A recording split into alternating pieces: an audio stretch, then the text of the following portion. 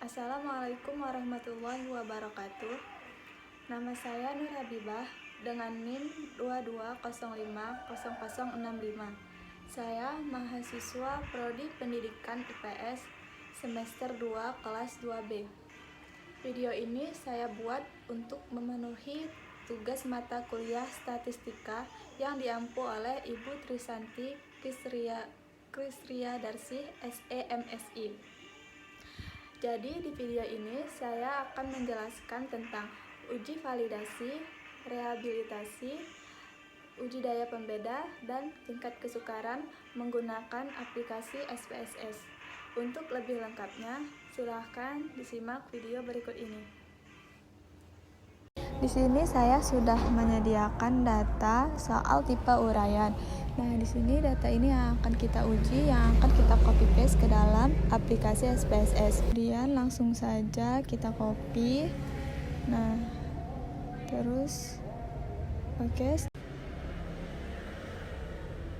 Pada data view, langsung saja kita klik paste. Nah, di sini sudah ada data soal tipe uraian yang telah saya sediakan tadi. Kemudian pada variabel view di kolom name kita ganti menjadi soal 1 sampai dengan soal 10. Di nomor 11 kita ganti menjadi skor total. Untuk lebih memudahkan, kita blok dan Ctrl F, lalu pada replace di kolom find dekat name kita tulis var 000, lalu di bawah dekat replace with kita tulis menjadi soal, lalu kita klik replace all. Oke, setelah itu kita close. Lalu dekat soal 11 kita ganti menjadi total.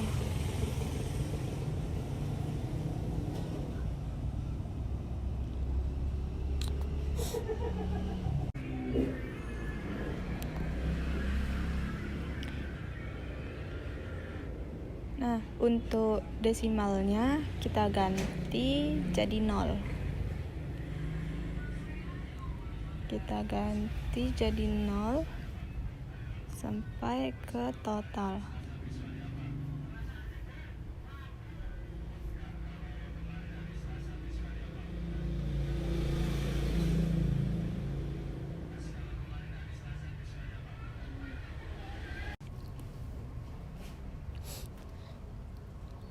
Kemudian pada kolom label di situ kita tulis menjadi butir soal 1 sampai dengan butir soal 10.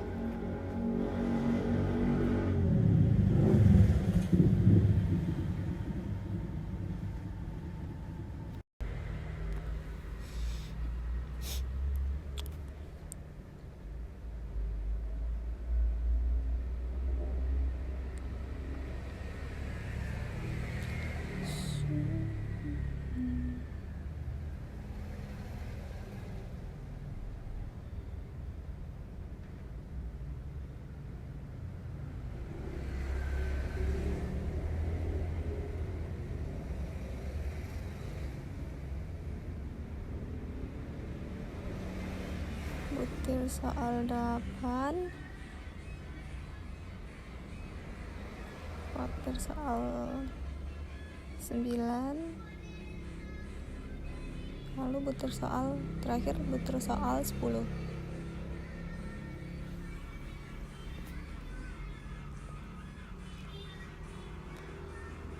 Nah, lanjut pada kolom measure kita ganti menjadi scale.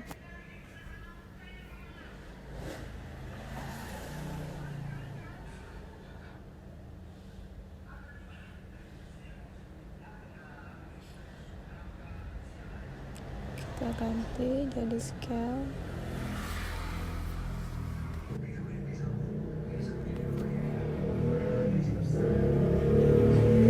Selanjutnya, karena kita sudah memasukkan data, kemudian kita edit di kolom name, measure, dan desimalnya.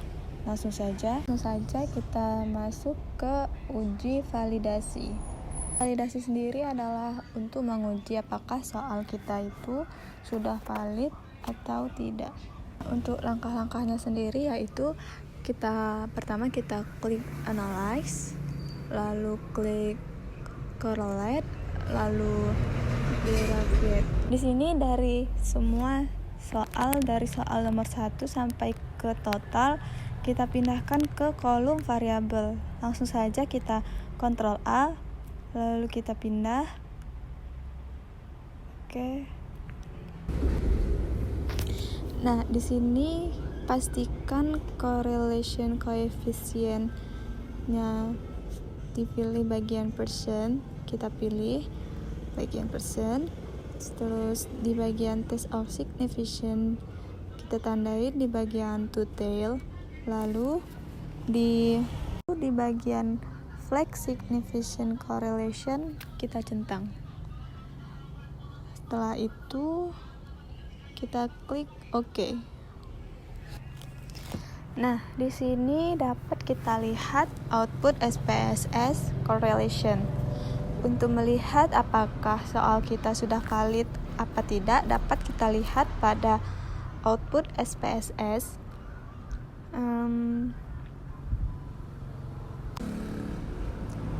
Di situ sudah dikeluarkan bahwa untuk bintang 1 itu artinya correlation itu signifikan pada taraf signifikan 0,05 atau 5%. Kemudian untuk bintang 2 itu artinya korelasinya itu signifikan pada taraf signifikan 0,01 atau 1%. Di sini kita lihat pada soal pertama,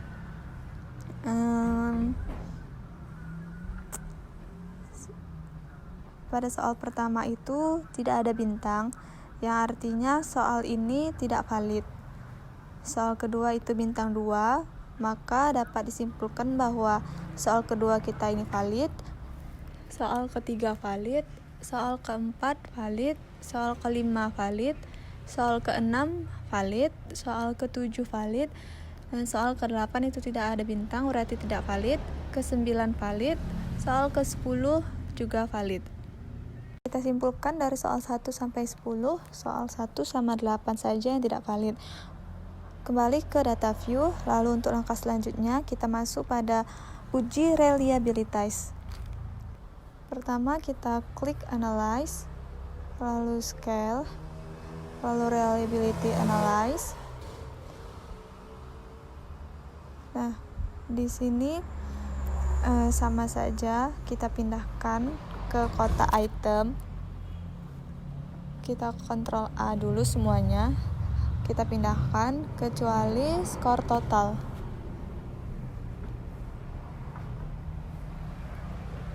Dan di sini kita pastikan kita memilih alpha pada kolom model. Kemudian klik statistik, lalu kita klik item, scale if item delete, lalu klik continue, lalu klik OK. Ini sudah terlihat output SPSS untuk reliability statistik. Kita lihat pada kolom Cron Batch Alpha. Di sini didapat nilainya 0,811. Berdasarkan materi yang telah kita pelajari bahwa untuk Cron Batch Alpha yang bernilai 0,811 itu masuk pada kategori tinggi, yang artinya reliability untuk soal yang sudah kita uji mulai dari soal 1 sampai soal nomor 10, reliability-nya itu termasuk ke dalam kategori tinggi. Oke, lanjut kita masuk ke daya pembeda. Pada setiap soal yang sudah kita uji, kita berfokus pada output SPSS yang item total statistik pada kolom corrected item total correlation. Pada daya pembeda yang sudah kita pelajari bahwa untuk rentang daya pembeda yang Kurang dari 0,20 itu termasuk dalam kategori buruk atau tidak berfungsi. Kemudian untuk dari interval 0,20 sampai 0,29 itu termasuk dalam kategori dapat diterima dengan revisi. Artinya soal itu harus direvisi kembali. Kemudian untuk rentang dari 0,30 sampai dengan 0,39 itu termasuk kategori dapat diterima tanpa revisi. Kemudian dari rentang 0,41 itu termasuk kategori baik. Di sini untuk soal nomor 1 nilai korelasinya itu 0,147 yang artinya pada soal nomor 1 ini termasuk ke dalam kategori buruk atau tidak baik. Soal nomor 2 nilai korelasinya yaitu 0,633 yang artinya soal itu termasuk ke dalam kategori baik. Soal nomor 3 dengan nilai 0,625 dan termasuk ke dalam kategori baik. Soal nomor 4 nilai korelasinya yaitu 0,207 yang artinya soal ini diterima dengan revisi. Soal yang kelima dengan nilai 0,693 ini termasuk ke dalam kategori baik. Soal nomor 6 dengan nilai correlation 0,769 juga termasuk ke dalam kategori baik. Soal nomor 7 dengan nilai 0,670 termasuk ke dalam kategori baik. Soal nomor 8 0,144 soal ini termasuk ke dalam kategori buruk. Soal nomor 9 dengan nilai 0,797 termasuk ke dalam kategori baik. Dan yang terakhir soal nomor 10 dengan nilai correlation 0,434. Soal ini termasuk ke dalam kategori baik. Jadi itulah cara mengetahui uji daya pembeda pada setiap soal yang kita uji. Itu kita akan mencoba menganalisis tingkat kesukaran soal dengan cara klik analyze, lalu deskriptif statistik, lalu klik frekuensi. Di sini kita copy paste lagi ke kolom variable.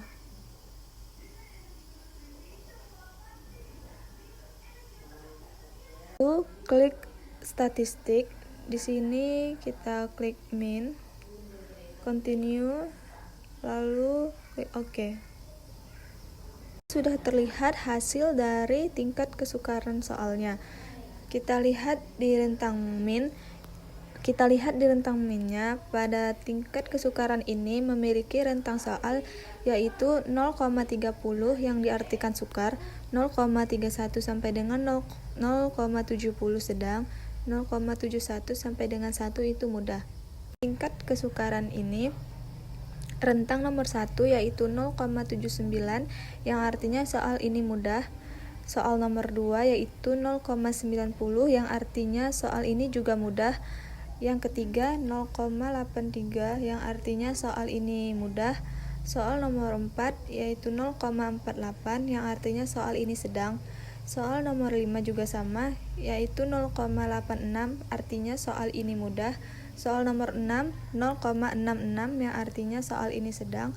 Soal nomor 7 yaitu 0,83 yang artinya soal ini mudah. Dan soal nomor 8 0,86 yang artinya soal ini mudah. Soal nomor 9 0,79 yang artinya mudah. Dan soal terakhir yaitu 0,48 artinya soal ini sedang. Baiklah, cukup sekian pembahasan saya dalam menjelaskan analisis data dengan menggunakan SPSS. Apabila terdapat kekurangan mohon maaf. Wassalamualaikum warahmatullahi wabarakatuh.